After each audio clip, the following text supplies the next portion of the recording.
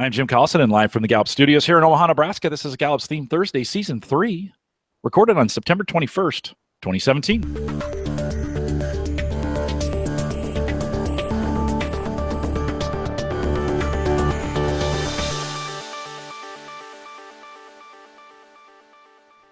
Theme Thursday is a Gallup webcast series that dives deep, and I mean deep, into the CliftonStrengths themes, one theme at a time, and today's is context. If you have questions, comments, or contributions during this live webcast, we do have a chat room that's available for you right below. I point down every time, right below the main video window down there. And to log in, super easy. The login button, bottom left-hand corner, choose the guest account, put your name in where it says guest, and hit submit. Super easy to get in. There's already, 10 of you out there, and we'd love to have everybody watching.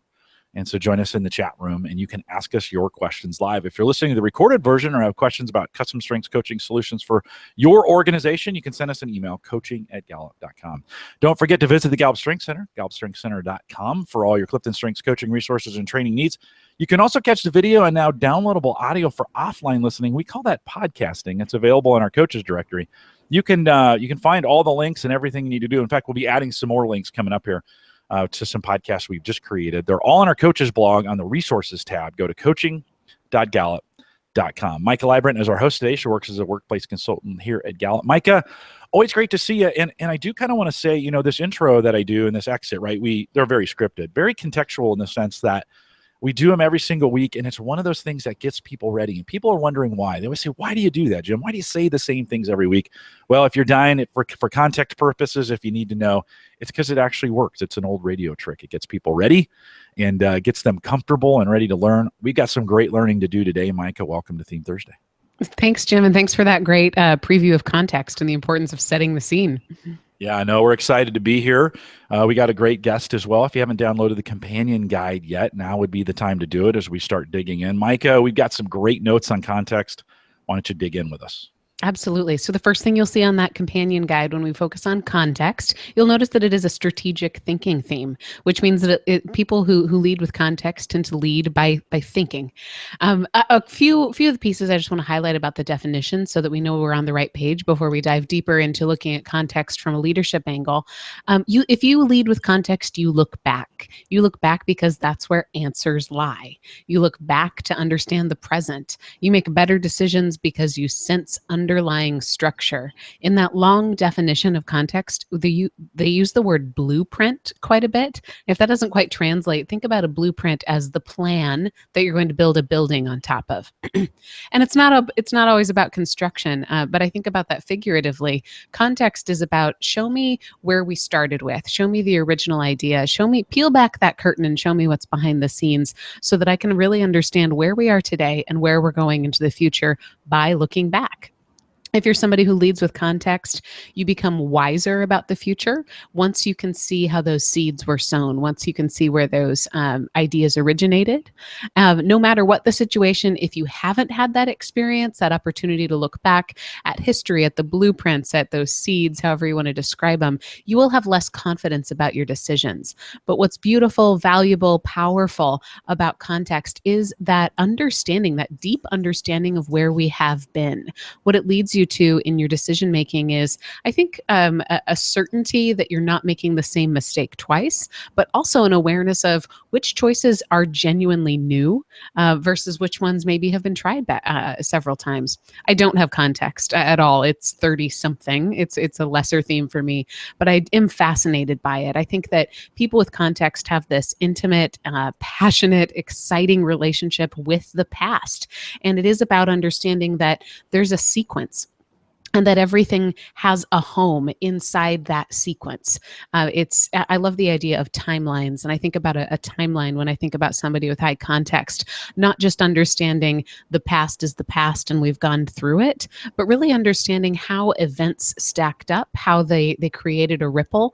What that brings you to is it sort of makes you a tour guide of the present, because you can understand how there are links to possibly what has gone before. It helps helps you understand cause and effect in a different depth than those of us who don't have context. And I think it helps you make sense when sometimes it seems like sense is something that's outside of our control. It's a beautiful theme. Let's talk about how it presents itself in leaders. So as an individual, context might be about orienting myself, really understanding where have I gone or where have other people gone. It might be about my own journey and my own curiosity. As a leader, you've got that added challenge of thinking about other people and thinking about the performance of others. So as a leader, what context can look like is setting the scene for others. You can think about context in a leadership setting by adding information, not just by looking forward, but also by paying attention to the past, understanding that context is not, it's certainly not one of our top 5 or top 10 most frequent themes. I think last I checked, it was sort of in the bottom 10 in terms of frequency of how often it shows up as a dominant theme for folks. So this is a valuable treasure that you have, that ability really to not just look toward the past for clues, but truly understand it. That kind of curiosity can create understanding in all directions, not just what's my next step. Think about really stretching that kind of context to say, based on previous stories, what should we anticipate for the future? What might be the next sort of link in a chain of events based on what we know has happened before? Also think about what emotions might there be right now based on maybe similar events that have happened before. So it's not just looking at facts and figures. I think you can get real deep on being able to see all of the twists and turns of a plot. If you think about it in a storytelling place, context could think about what could go wrong, but also what could go right and how could it go right. I think about leaders with context being able to connect to others through connecting to the backstories that other people have. It really can look like a beautiful way to build relationships. Also think about how it could help you execute, how it could help you get things done in a more efficient manner. You might ask questions like, how could we avoid past mistakes? Is this innovation that we're describing truly innovative, or is it something we've tried before? And if we've tried it before, why aren't we still doing it? And that automatically doesn't mean it's going to be a no. I think it's going to be a more informed decision. And that's what you get with context. You get depth, you get perspective, you get a little bit more comfortable in the unknown world that can be the present. Question asking could be one of those powerful skills that you think about. We talk about talent multiplied by investment equals strength. And oftentimes, if you deconstruct the word investment, you come up with skill, knowledge, or intent or practice. One of those skills could be, how could you get better at asking great questions? How can you help other people expand their understanding of the past? How can you help people expand their curiosity? Whether it's the past or not, I think there's something really contagious about context that is just this open-mindedness and a pursuit of what you don't yet know. That same kind of curiosity you'll find in learner, you'll find it in input, you'll find it in ideation, perhaps, in many different flavors. And that piece, that curiosity, could be something that you think about lending to others. How can you inspire others to build their understanding in the way that you do without even trying? The last thing I want to talk about before I introduce our guest is those 4 needs of followers. So first, a leader with context could help build trust in his or her followers by sharpening your recall of important past events in others' lives. Sharpening your recall was my fancy way of saying get better at remembering things. Think about stories that other people have shared with you about where they came from or what they've been proud of before, or important parts, important milestones in their own stories. And think about how you can bring that up to remind folks that you're there, that you're listening. Again, this isn't classified as a relationship building theme. It might not be the first use that you see of context. But I think it really can build some trust, build some bridges between people when you bring up the fact that, hey, you know what, I remember your dog's name, or I remember that client that you really loved, and I remember why you loved them. Include that kind of recall in the way that you recognize people, in the way that you give people future assignments, and in the way that you introduce partners to each other. A leader with context might think about building compassion by fine-tuning the ways that you discover personal histories. What types of questions really get people to open up? And again, it's not, context doesn't necessarily have that emotional radar that, say, empathy does, where you might automatically know, or individualization, where you might automatically know what's going to get somebody to share their history with you. But you can think about it through more of a cognitive lens. Think about, what are those questions that when I ask them at the start of a meeting, or at the beginning of a client engagement, or at a cocktail party, what are the questions where I really hit on some hot buttons? You know you've hit a hot button if somebody's eyes light up when they're talking, or you know you're being a good listener, you've asked a good question when people talk more. So pay attention to that, almost in an academic way. Study the questions that work the best to help reveal people's histories, and then think about incorporating them as a habit. A leader with context might use that theme to provide stability by paying attention to when you feel most stable. Pay attention, look backwards. Ask yourself, when have I felt the most sense of calm, the most sense of presence?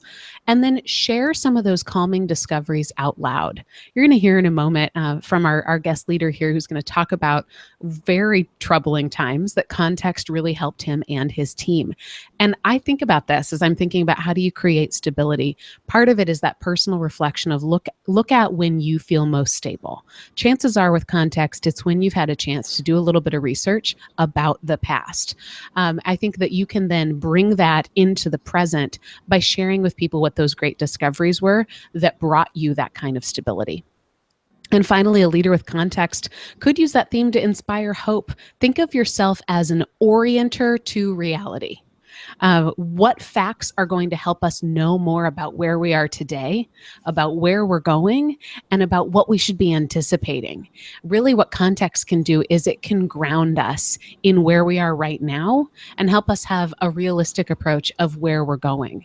I'll be honest, I felt a little bit conflicted. I felt a sense of irony when I was talking about hope and context, because hope is such a future-oriented piece, and context really is about the past.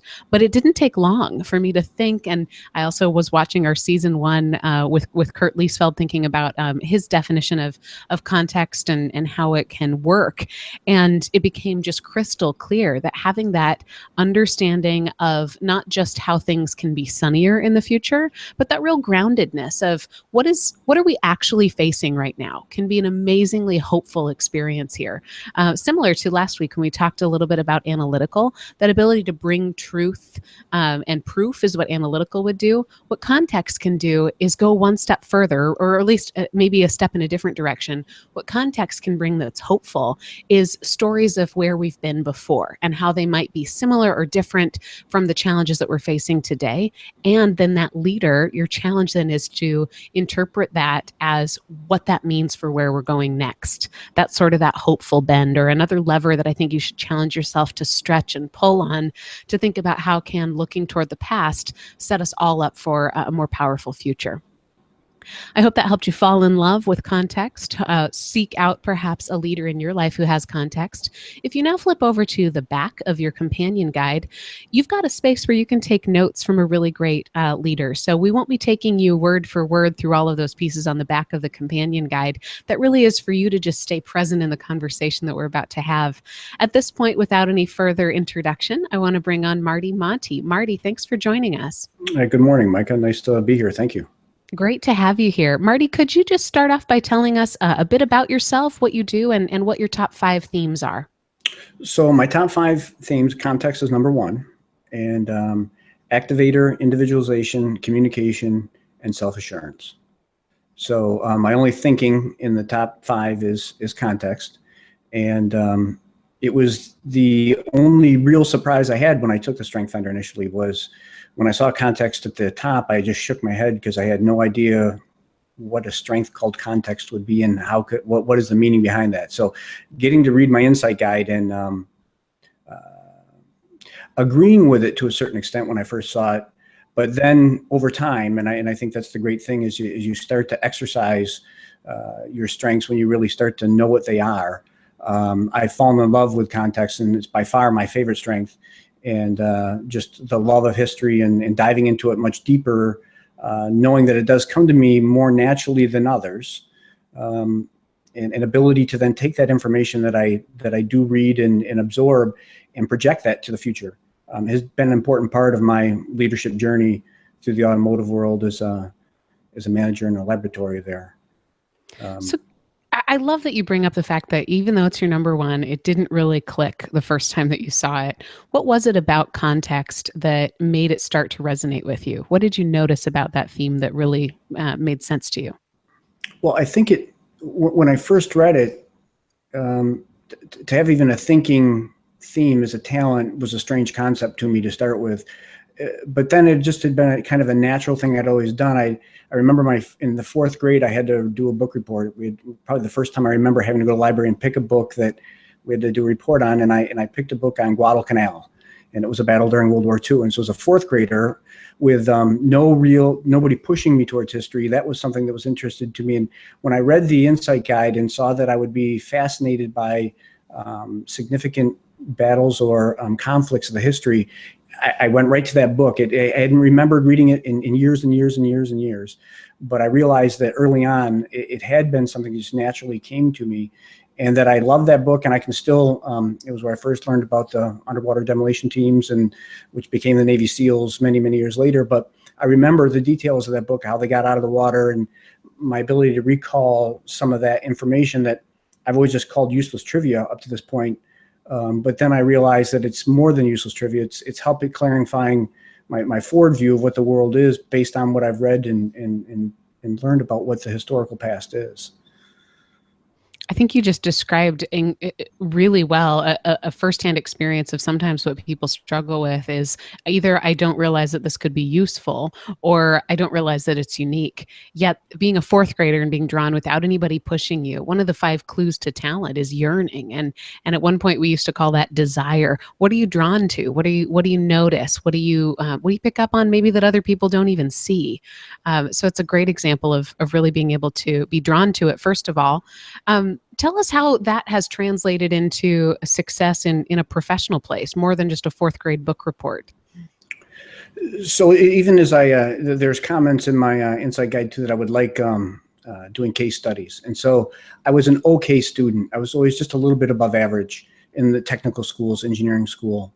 But when I got into my MBA, I really thrived and did really well. And so when I read that I would be interested in case studies, I found that out after I was already taking those case studies, that I love looking at case studies and then looking at how could you do it better? How do you make these things operate better from the learnings of these other companies that not that long ago in Encyclopedia Britannica was one of the examples where it was only in the mid 90s they had their most profitable years selling book encyclopedias. And at the same time, Encarta was handing out free when you bought your laptop an encyclopedia that you could instantly search everything on, and that company just could not make the transition from book to digital. The owner was, he was sure that people were always going to buy books. And I'm a big fan of books and I like buying books, but boy, when I want data fast, being able to do a search and having it on a disk is something that you would have thought they'd be able to see. So as you look at just even recent history, how quickly with technology changing, being able to take those lessons and quickly roll those into your company or your team to question what you're doing today, because what we're doing today is what we're used to doing, and then realize that next week or next year that may be an encyclopedia that nobody wants anymore. How do we stay ahead of that curve so that we don't become obsolete? So that's kind of the broader sense, I think. Does that Yeah, I think what's amazing about that is it doesn't just sound like I'm interested in what happened to Encyclopedia Britannica. It sounds like that instant piece of I'm using what happened even in recent history, not, thousands of years ago, in order to figure out how we can stay relevant, how we can stay cutting edge, how we can look to clues in order to really, really orient ourselves to the future. Yeah, and it's a powerful storyteller too, because most of the people in my age group in the automotive world, we were typically in the late 40s, early 50s. We all remember that. So when you start talking about, can you imagine would you have bought an Encyclopedia Britannica in the late 90s? They would scoff at it today because they remember getting those, and everybody thought they were kind of cheesy when they first came out, those Encarta disc, but boy, you could get in there and you could do search. For the first time, you could instantly get the information at your fingertips, even though it wasn't as much detail as a Britannica. the utility of it was so great that people on the technology side can see that why you'd want to change. I can remember the Encarta that came free with my parents' computer. And I can remember you had to actually put the disk in there. And now the fact that I can just go to Google is, probably another manifestation of what we learned from the past there. Exactly. Amazing. But really, it's being able to embrace something that nobody ever thought possible, something almost so futuristic. There's a question here in the chat from Ralph. He says, how does context avoid perpetuating the past? Is that ever a temptation for you? Sort of let's go back to a better time, or let's do this how we've always done it? No, I think it's the exact opposite. For me, at least, because it is that wanting to, and I don't have Maximizer. I'd have to look at where that's at, because I don't have that, but there's always this desire to do things better for me, at least as a leadership idea. You always want to make your team better. You always want to make your product better. So looking back is typically to look where those mistakes have been made in the past, making sure you don't make those. And there's very few new ideas. I was just having a conversation with somebody here about the Tucker automobiles, and in the late 40s, they had headlights that would track with the steering, and BMW and Cadillacs now have those today. We always think things are new because they're new to us, but in a lot of cases, many of these things have been discussed and created when it was much harder to create 100 years ago. So, yeah. Marty, you say that nothing new, and it always reminds me of this statement I say all the time. King Solomon said, "There's nothing new under the sun," and he said that like 2,500 years ago. And I think that there's a really important part of that in the power of saying, what we see, oftentimes I think we get stuck, especially in leadership, of what's the newest thing. Like, oh, this is going to revolutionize us. Oh, this is going to, and every one of those changes oftentimes takes bandwidth, it takes power, it takes effort, sometimes it takes focus away. And I think the power of context is to come in and say, it's okay if we move in this direction, but let's just say it's a retooling of this idea. Yeah. Right. Did you find in leadership that was something, because you were in the automotive industry that's always reinventing itself? Yeah. Whether you call it 5S or lean engineering, we're always coming up with the next way that we are going to try to improve our processes, the value stream mapping. And you have to do that. And that is an iterative process. Each time you get some kind of a system that's going to deliver your parts to the plant, next year there are better systems, so you do need to retool it. But to sell it, for whatever reason, there's a desire in management, and I'll call it management versus leadership, that management has to have better words to call it, and then we need to have this new training. And it was always at least 8 hours, and you take that training, but it was always the same thing. We're just trying to get the waste out of the system and move forward. Don't you think context, though, can bring a little bit of acceleration to those new ideas, in the sense of tying them back to old ideas and saying, this new idea is a version of this idea, and we can speed things up because we've done this before, and put those together? Yeah, absolutely. You go look at Henry Ford with the vertical integration he did. He had his own iron ore ships that were sailing the iron ore into his plants, and that didn't work because new ships were developed that were much faster and more efficient, but he had this old fleet. And so you go from vertical engineering to horizontal to integration, and then you go back to some sort of vertical. You kind of go back and forth depending on where your money's at and where the technology's at. So you're going to always have those repeats. It's just trying not to get all wound up while you have them, because people, have a difficulty with change, but we are going to change.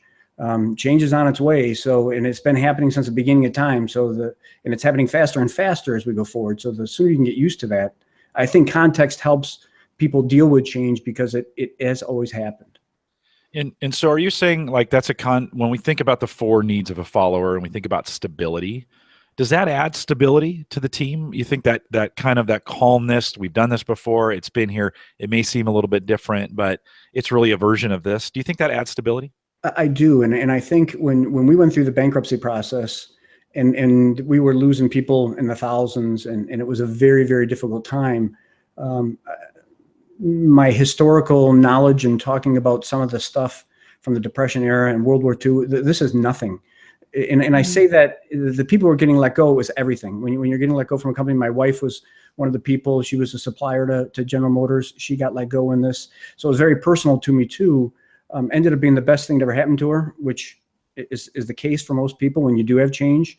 is that if you pick yourself up, dust yourself off, and attack the next opportunity, it works out fine. But when you think about what the Depression would have been like to go through, where your family was starving, or in the World War II, where your family members, whole high school football teams are off fighting in a war where there's a high percentage that are going to be killed. We made it through that. We made it through that, and we came back, and we had the 50s and the 60s where we boomed. We're going to have these same kinds of things when we're having our difficulties, where we've got some bankruptcy problems with the company. We're going to reorganize. We're going to come through this. We're going to be hopefully a leaner and better company, which I think GM definitely did. And you just have to have that willingness to take the time and pause and realize that this is a difficult time. And I think this is where context is also plays a part in understanding that these are tough times for the individual, and to take some time to let them feel that, and let them talk about what it means and what it means to their family as they're going through these difficult times. And it's not a relationship building thing, as you were talking, Maika, early on, but I think it does sometimes come through that way when you do allow, because I actually do enjoy hearing the stories of the people in their family, and it means a lot to me when they share those things with me, that it becomes a little bit of relationship building theme, especially when you are going through tough times and you're trying to help the team do that. So take us back to 2009 at GM. Was your first reaction just to think about context for yourself and then share that kind of context with your team? Or how did you go about getting that clarity out of your brain and into a place where it provided stability for other people? This is why it's so important to have books like the Leading with Strengths and things, because I would do it very differently today, especially I hadn't read that at that time. When you do have a talent theme that's number one, you sometimes forget how powerful it can be. And I get up every morning at 4:15. I would read the Wall Street Journal.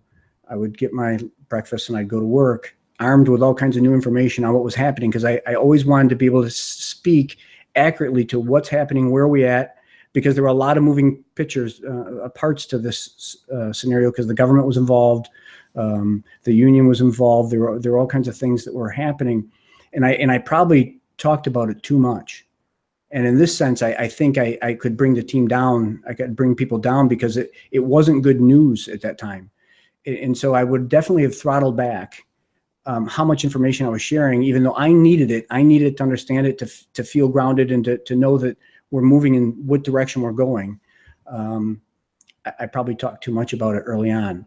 I think it was some help from a leader, some coaching, some people helping me understand that I'm probably not adding all the value I could be adding to the situation, toned it down, and I think would do a much better job today than I did back then. But that's leadership, and that's growth, right? You look at those opportunities and hopefully do better the next time. And that's context. That's looking back to what happened in order to do it better next time. So what would you do differently? How would you lean more intentionally into your themes, specifically with that high context, if you were to face something similar? I think I would make sure that I understand what I need out of it. And I do need that clarity. So there's this data gathering that I do every morning that I have to do, and I'm still doing it. Even though recently retired, I get up early and I read my newspapers and get my gathering of data that I have to have. And then just be more purposeful, aim the information to the people that I want to aim it to, that I think it may help, instead of broadly broadcasting, because I probably was more on a soapbox speaking about the issues that were happening than I was aiming it more constructively. So having control over that context is important. Sounds like a good marriage of your context and individualization as well, of knowing how to communicate, who to communicate with, where to share that message. Yeah. That's excellent. I'm curious now, you're very recently retired. This is something still brand new. 3 weeks. Congratulations. Thank you. How do you see context playing out in your new role? It's one of the reasons I retired early, is that I didn't think I was using it the way I'd like to. I love the historical stuff. I would love to be involved with museums. I would love to be involved with schools. So part of this, and I went for a walk yesterday morning, and it was the first time I really missed my colleagues. I'd been running around all excited about being retired and not having to get up every morning. But as I was thinking about how much fun it is to have those close relationships, I spend more time with those folks every day than I did with my family. It's difficult to just shut that off. But I know that I want to go to do something else, and I want it to be more context based. Not even sure what that means yet. But I know to do that journey that I need to have this discomfort and growth period, and I just got to let it kind of unfold, because it will unfold, and it's going to move forward with me prodding some things. So I don't know if that's a very good answer, but that's kind of what's happening right now. It sounds like it's a very curious way to answer it. Like, I can see that it's important for you to process it in your brain and to trust a little bit that it will unfold. But I think without context, you might just jump into some of your other themes there, right? Self-assurance or communication. You could talk through it. You could figure out what it meant.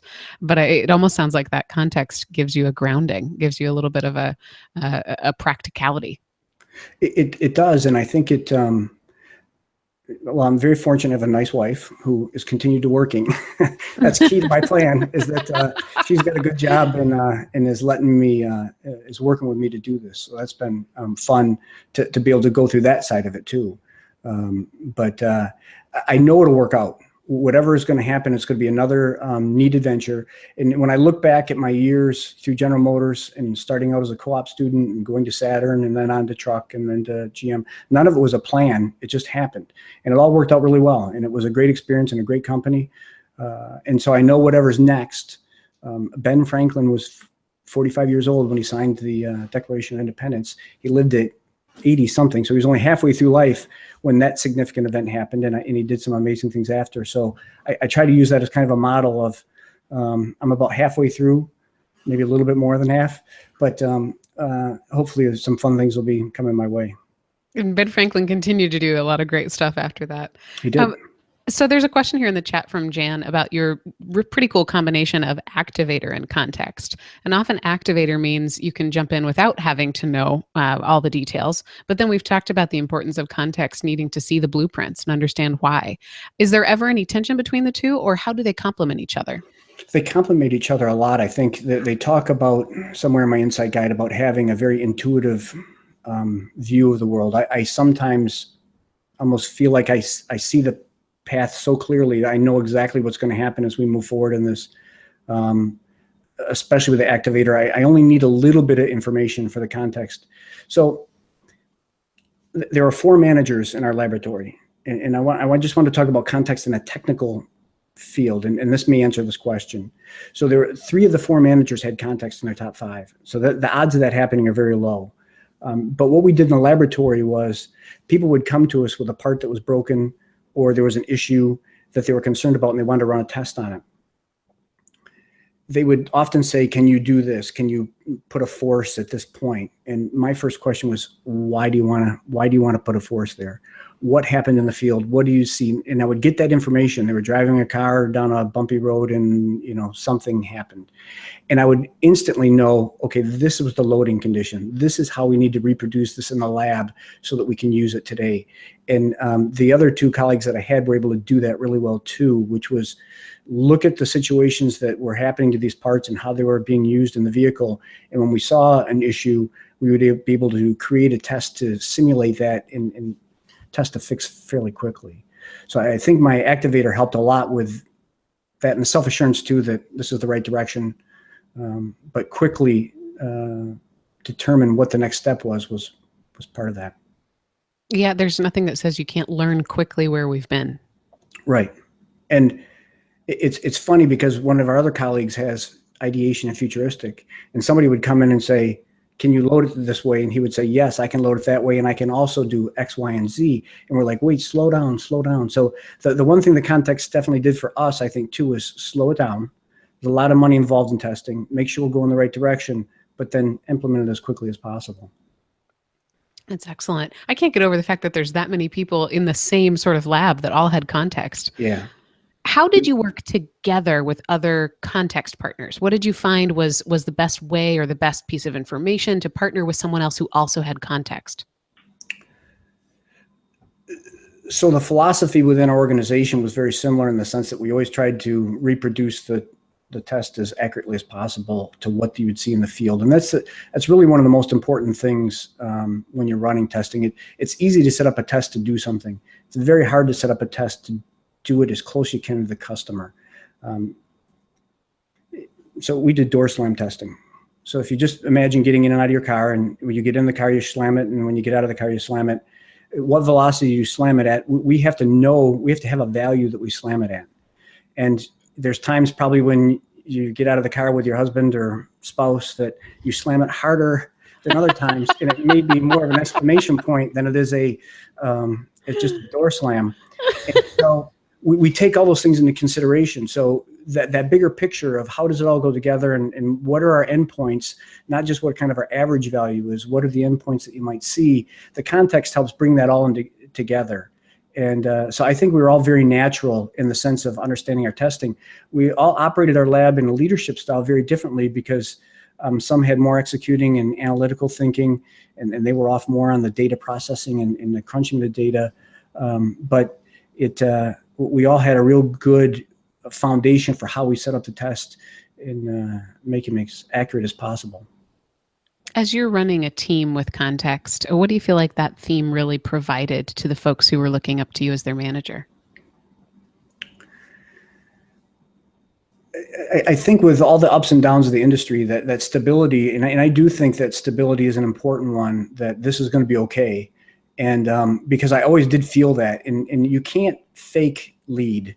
I really do believe the only way an effective leader leads is with authenticity. And if you feel stable and if you feel that it's going to be okay, they're going to read that even if you were telling them something else. Mm-hmm. So I would try to communicate that things were going to be okay, or that things aren't as good as they ought to be. And as part of the team, part of our role is to make it better. If our reliability or our components weren't doing as well as they are, that's the reality of the situation. And it's our role as a test lab to test those better. So I think it helps define the importance of what we did in the organization, as well as just that as a company we were okay. Yeah, there's a huge element of stability there, but also I think I can see a lot of compassion, being able to say, I care about you, I care about our company, the way that you talk about, when the word customer comes out of your mouth, it's like it's wrapped in a bow. I mean, there's a lot of I think compassion there for understanding the past, understanding the accuracy and the authenticity of the past, and not just creating it or weaving a story together. Well, and you talked in the beginning in your introduction that inquiring into the individuals and finding out about their backgrounds.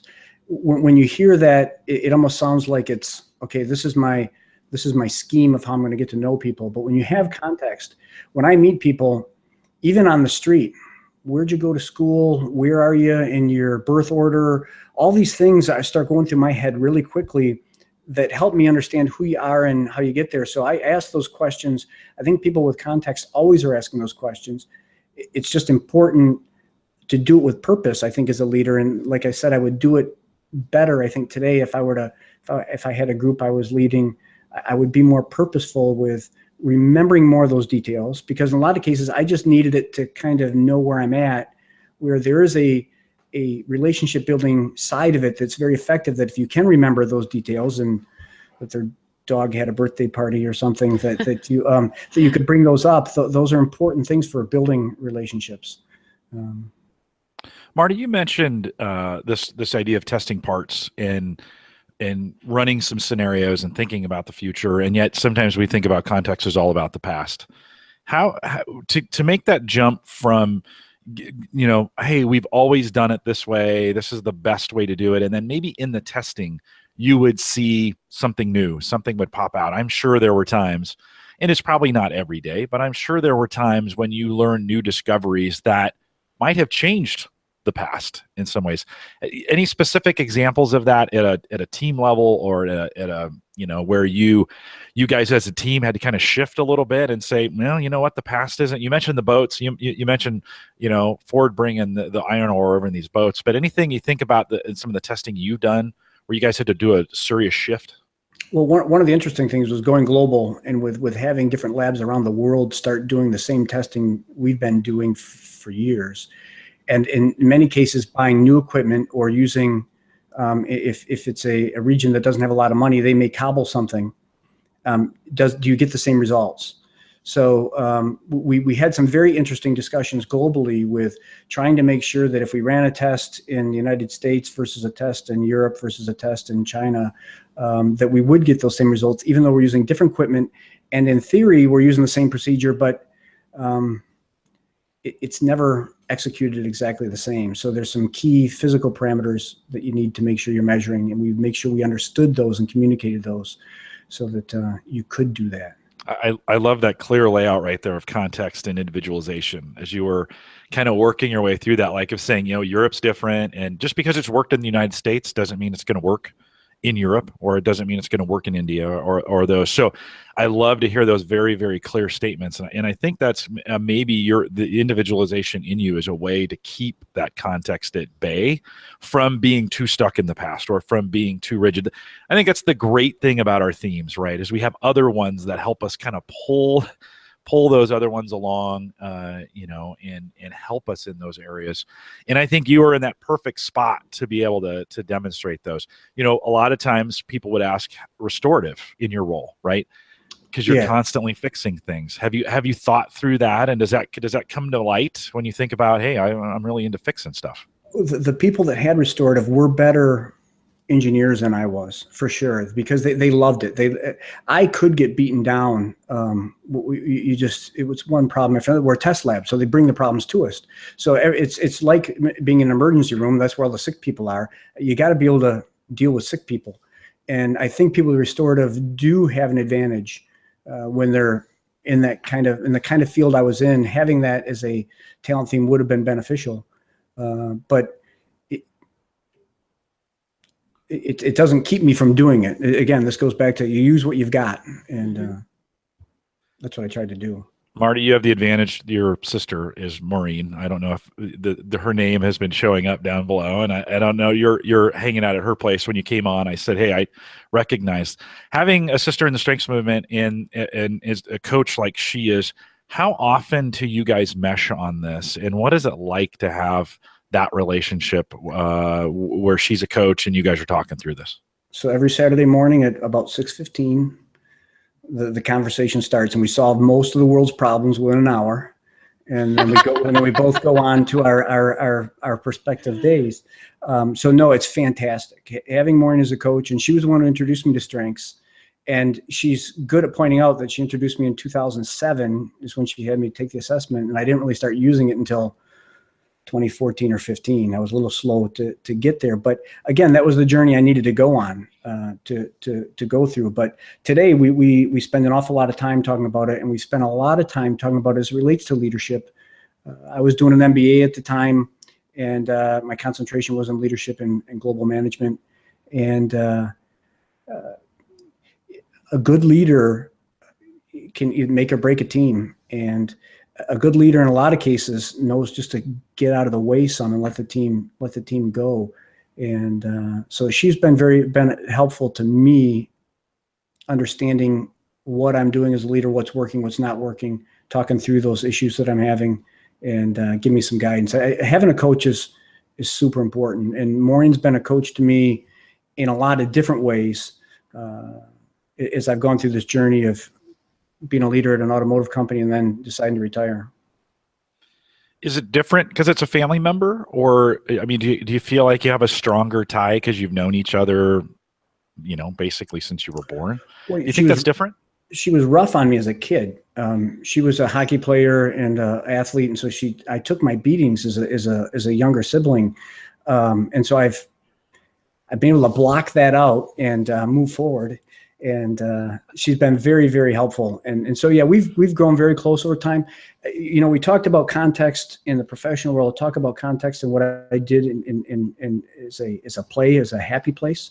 Maureen and I went to Pearl Harbor on December 7th, 2001 for the 60th anniversary of the Pearl Harbor.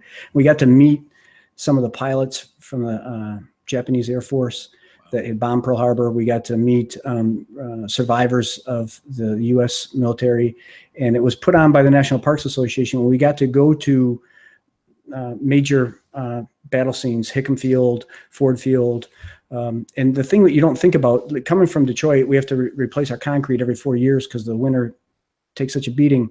If you go to Hawaii and you go to Hickam Field today, the bomb blasts are still there. They just patched the concrete up, and you can see exactly where the bombs were hitting. You can stand out in that field, and you can see exactly what was happening, which now 70 some odd years ago. So getting to use context in a personal thing for vacations and enjoyment, that's been a great pleasure. And Maureen and I we've done a couple things like that. And for her own reasons, she enjoys it. Mine's definitely for the context. I love that example of what it looks like, how it spans not just your professional life, but again, what a great clue to how you're going to be great at work is what are you drawn to on vacation? And what do you need to tap into when you have a challenge? What would you do when you're having fun? There's such a connection there. Go ahead. Well, I do, because that's where I've asked that question in some of my coaching sessions. Is what if you had the perfect vacation? I'm very lucky that my wife and I have this common interest of going to places and exercising. We like biking and we like running, but she always lets me throw in a museum here or there, primarily because my Activator, thank God for my Activator, I don't sit there and dwell on things. I just kind of want to see it. I want to get a feel for it, and I can move on. But I've asked people often, if you had the perfect vacation, where would you go? What would you do? How would you spend it? Would it be with a book? Would it be on a beach? Would it be walking a museum? Would it be going to a church? Those are all clues to what is your passion? What do you really want to do when you're free to do it? And it definitely shows up for me. What does that do for people when you ask them that in a coaching context? It catches them off guard, because in most cases, a lot of the coaching I've done has been for professional people are preparing to interview for different jobs and things, and they're thinking work focus. And to really know what you're passionate about, to really know what you want to do, I think you need to step back and think about what you liked as a kid, that first fourth grade book, and two, what do you do when you have free time and money's not an issue and you get to do whatever you want to do? What would you do? And that helps kind of point you in a direction, I think. Sure. Certainly opens up those capacities for excellence. What are your best bridges between where you are and how you want to improve? Yeah. I'm curious, and this is a context question. So you'll love this, Marty, but okay. Looking back on everything you've discovered about yourself and your leadership, if you were now to advise other people with context, what would you want those leaders to know? So you have to develop, I think developing a personal relationship with each of your people is really important. Each of the people on your team, if you can. I mean, some teams get so big that it gets difficult to do that. But if you've got a smaller number, 10 to 15 folks, getting to know them. But I think I was most successful the last few years is I had a new senior manager, and when she came on, we did the Strengths Finder. We had some common strengths, and I developed a level of trust for her opinion of where I was doing well and where I wasn't, that made my growth a lot faster and a lot better. Previous to this, I'd had some managers that we just didn't see eye to eye. There was conflict, low trust. So I think that if you can develop a good relationship with your direct manager, and then that person can give you good guidance, because for me, I'd get so caught up in the day's excitement of whatever the problem was that I could go off in directions where I was causing more. I was in a basement instead of a balcony, for sure. And having somebody who could help snap me back and say, use your Activator, use your context, use your individualization. That wasn't as helpful as it could have been, but if you did this, maybe that would work better. And I should say that she was very good at using the positive side, which is, the leading through strengths, where quit criticizing and talk about what you're doing right, and how do you aim that right behavior and the right strengths so that you get a better outcome is what you need to do. And so having a coach that you can believe and trust in is really important in work as well as on the personal side. It sounds like she was really tapping into your context. What made you, now I'm thinking about you as being coached as somebody with context, or even being led as somebody with context. Was it about getting to that level of trust where you could look back at what you had done? Is there something specific that made your context really light up and helped you develop? She was reining in my Activator was probably my biggest problem in the workplace, because No, I understand. I understand, Marty. Just keep going. I will finish people's sentences. If they're taking too long to talk, I'll finish it for them. And they'll, my team, they would often tell me that's not what I was going to say, and I would say yes, it is. But I gave them permission to stop me. And but reining my activator in was something she did well. So she didn't have context in her top 10 for sure. So she very rarely ever referred to context as a growth opportunity for me, other than she did use me often to assemble some information for the team on whatever the topic was. And I am very good at doing that. And I love doing that, which is if you need some information put together, if you need me to dig up some research on any topic, I always enjoy doing that. So I guess she did utilize me in that sense. But for the most part, she was trying to rein in some of my stuff that was a little more out of control. And you can only do that you can only take that criticism, or at least I could only take that criticism when I trust the person who's given it to me. And so, Maika, we're coming to the end of our time. By the way, Marty, that just really spoke to me, what you just said, because I'm activator number 5 as well. And I want to just keep pushing forward. I do really appreciate context. And I don't have it. It's kind of the one I wish I had the most. I try to fake it sometimes. I think it's a little woo, just trying to impress people with information that I know. But it really is one of those. I don't know if I have all the keen, like you've said today. I don't know. I don't specialize in those things. But a little theme envy is we're kind of thinking about what you do and how that is important. As a leader, I know I want to lean on people like you when there is change to say, hey, we got a lot of change coming. Can you think about this for me? And let's think about how we work together in the future through the past. And really, if you don't have it, really light up those people who do and give them the opportunity to look back. Maika, any final thoughts as we kind of bring this in for landing? A heartfelt thank you to Marty for joining, and Marty for your understanding of strengths and how they've played out in your life and in the great leadership that you've been a part of.